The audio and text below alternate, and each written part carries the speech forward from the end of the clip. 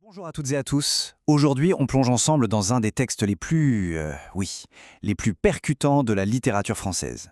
On va décortiquer un chapitre de Victor Hugo. Et attention, ce n'est pas juste une histoire, c'est une véritable machine de guerre littéraire, conçue pour démolir une idée bien ancrée à son époque.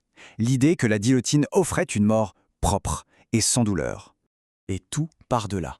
De cette phrase, vous l'entendez? C'est le discours de l'époque, la version officielle, ce qu'on racontait aux gens. Une mort rapide, efficace, presque humaine.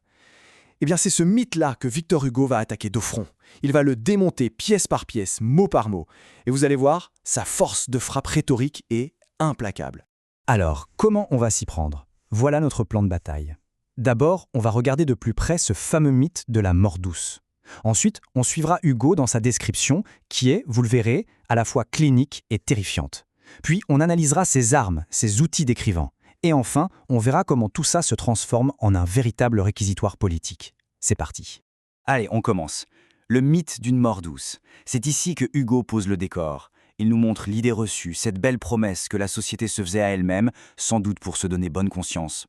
Ce qui est incroyable ici, c'est de voir à quel point ces affirmations sont simples, presque simplistes. Ce n'est rien. On ne souffre pas. On dirait des slogans, non? Des petites phrases toutes faites. Et Hugo les cite, comme ça, pour ensuite mieux les pulvériser. Il nous dépeint une société qui a, en quelque sorte, simplifié la mort pour pouvoir la supporter, pour ne plus avoir à la regarder en face. Bon, maintenant, place à la contre-offensive. Face à ce discours bien pensant, Hugo va opposer la réalité. Une réalité brutale.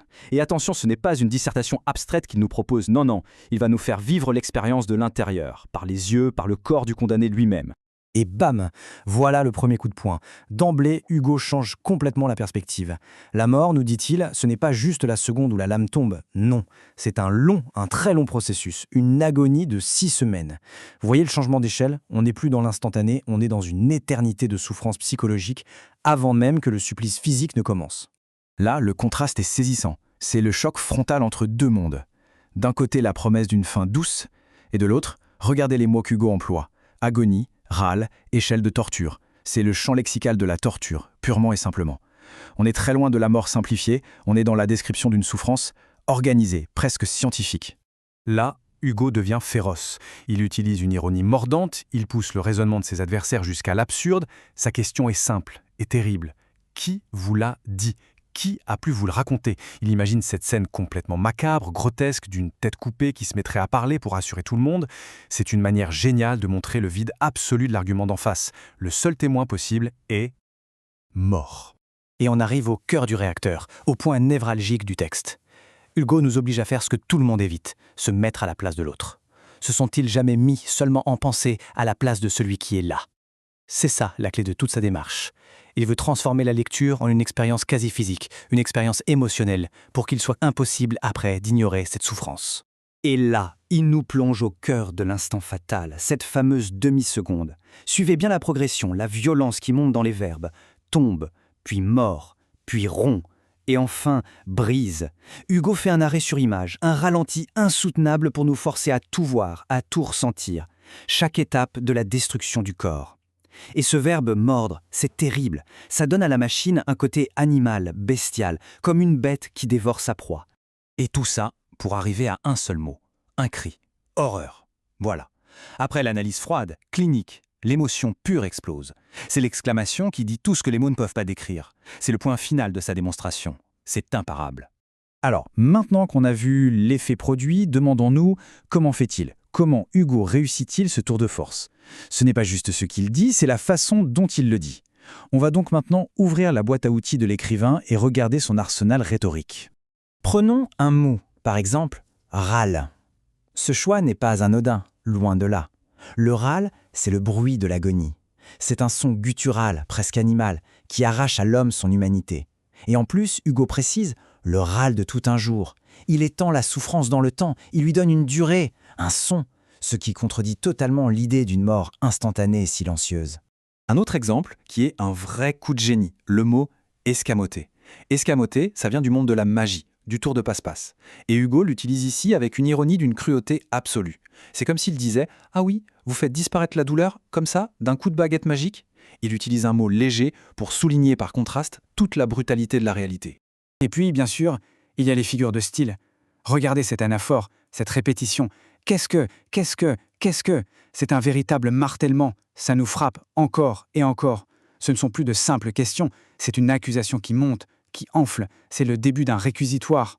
Et l'effet de cette répétition, il est dévastateur. Psychologiquement, ça crée un rythme obsédant, presque une incantation de la douleur. On se sent piégé, enfermé dans l'angoisse du condamné. Chaque question ajoute une nouvelle couche à la souffrance. Et face à ça, la promesse d'une fin douce paraît de plus en plus absurde, insoutenable. Et tout ça, bien sûr, nous mène à la dernière étape de notre analyse. Parce que vous l'avez compris, ce texte n'est pas qu'un simple exercice de style, un morceau de bravoure littéraire.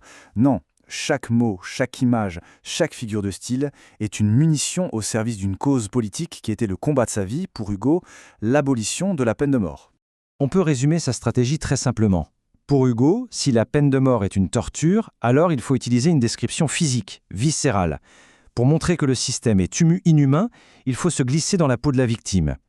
Et pour dénoncer les mensonges de l'État, il faut utiliser l'ironie et les questions qui dérangent.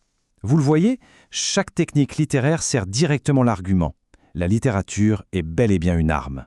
Et c'est ça la clé pour comprendre toute son œuvre, et particulièrement ce livre.